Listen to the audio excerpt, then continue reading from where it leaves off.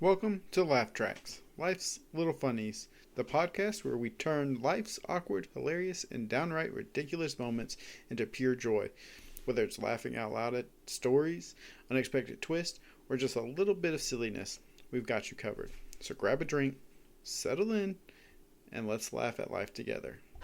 Because sometimes, all you can do is laugh.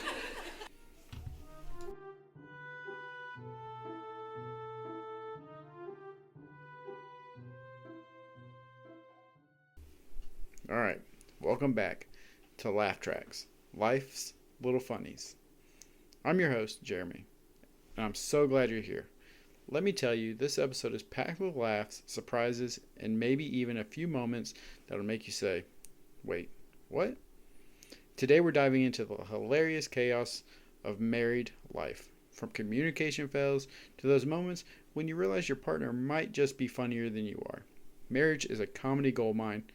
Trust me, my wife and I have had our fair shares of laugh out loud moments, and I can't wait to share one of them with you. But before we jump in, let me just say this. Life's funny moments aren't just about the big stuff. It's about finding the humor in the small everyday things that make us human. And trust me, there's a lot of material out there if you know where to look. So let's get into it. First up, the time my wife and I tried to tackle couples yoga. Spoiler alert, it didn't end well. So there we are, my wife and I, all geared up for couples yoga in our living room. We have our mats out, YouTube video ready to go, and I'm already sweating because the instructor is asking us to embrace the journey. My wife is hyped, saying, "This will be great for our connection." Meanwhile, I'm thinking, our connection is fine. We don't need to risk life and limb to prove it. We make it through the first pose without too much trouble. Then the instructor says, "Now for the couples trust pose." My wife gets all excited, and I know this is where things are going to go downhill. The move? I'm supposed to lay in a prone position, like a human yoga mat, while she stands on my back to open up her core. Open up her core? What about my ribs? But you know, I'm a supportive husband, so I'm like, sure, let's do this. She climbs on, and for a second, I'm holding steady, thinking this isn't so bad, and then crack. Not my back, but the sound of my dignity breaking. She's wobbling, trying to balance, and I'm yelling, "Get off! You're crushing me!" Meanwhile, she's cracking up, saying, "You're supposed to stay still." Next thing I know, I'm face down on my mat, and she's laughing so hard she can't even stand anymore. And of course, our dog takes this as a sign to jump on my head because apparently this is a game now.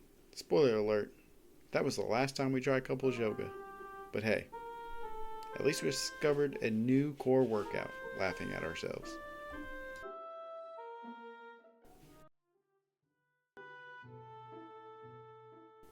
Okay, so moving from yoga to the kitchen, another place where my wife and I work together to create some memorable moments. We decided to cook a nice dinner together one evening. You know, one of those nights where you're like, let's make a gourmet meal. It'll be romantic. Well, spoiler alert, it didn't turn out that way. We were making pasta, something simple, right? But for some reason, I thought I could handle the sauce, while she did the noodles. Big mistake. I get distracted.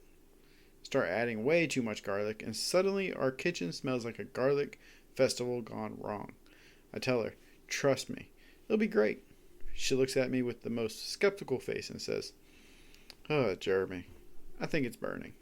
Next thing I know, I'm frantically trying to save the sauce while she's over there trying to salvage the noodles, and the whole kitchen starting to look like a disaster zone. But we're both laughing so hard we can't even function. The pasta, it's overcooked. The sauce, a blackened mess.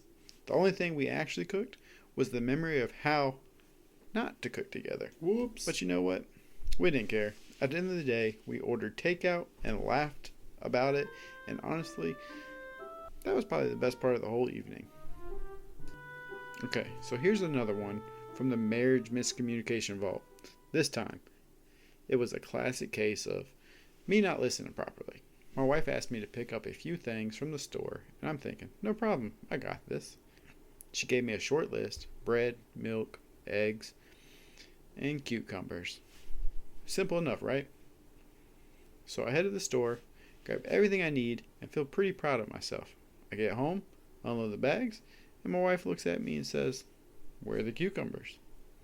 I'm like, "Right here." I pulled out 2 bags of pickled chips. She stares at me, deadpan, and goes, "Pickle chips? You got pickle chips?" "Not cucumbers, Jeremy. Cucumbers." Now I know what you're thinking. How did you mess that up? Well, let me tell you. I had no idea there was a difference between cucumbers and pickle chips. I thought, hey, they're both green and crunchy. She was trying so hard not to laugh, but I could see the disappointment in her eyes. In my defense, I thought I was just ahead of the game. Pickles are cucumbers, just with extra flavor, right? So after a long pause, she's like, "I can't even make a salad with pickle chips."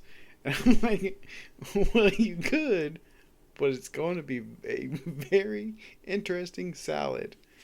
Needless to say, I had to make a second trip to the store. But now, every time I go grocery shopping, she's always like, "Are you sure you got the cucumbers this time? Or are we going to have pickle chips for dinner?" Alright, so here's the thing. Sometimes being in public can be a bit unpredictable. My wife and I decided to go out for a casual walk around town one Saturday. We're just minding our business, strolling along, when we come across this guy on a street corner selling something totally random. I think it was handmade wind chimes or something. He's waving them around like they're the best thing since sliced bread. Now at this point I'm thinking, oh, this guy's got to be trying to make us sell, but he's definitely out of his mind with these chimes. And my wife, being the sweetest person ever, goes over and starts chatting with him. I'm over here just standing awkwardly in the background, trying to figure out how to avoid eye contact. Like, nope, I'm not part of this.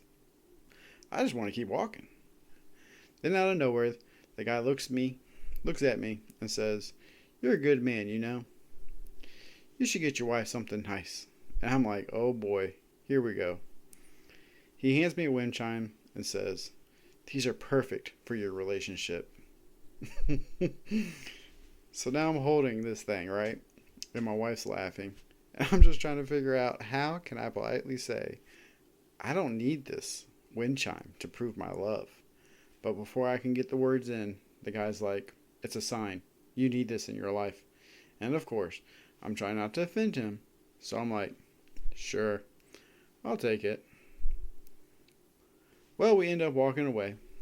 And I turn to my wife and say, "Did I just buy a wind chime for our relationship? What just happened?" And she's losing it, laughing so hard she can't even breathe. And now, to this day, we have a random wind chime hanging in our living room as a reminder of the time I got strong-armed into making a relationship purchase by a street vendor. But hey, at least it's a conversation starter. Well, folks, that's it for today's episode.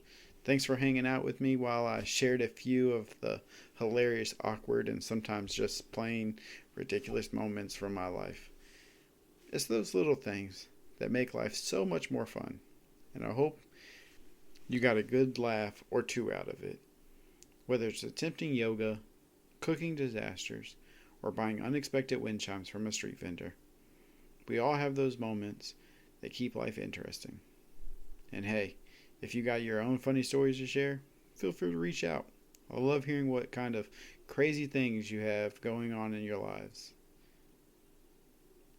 So until next time, remember to laugh at yourself, embrace the chaos, and always be happy and ready for the next unexpected adventure. I'm Jeremy, and this is Laugh Track, the podcast where life's little messes turn into big laughs. Catch you next time.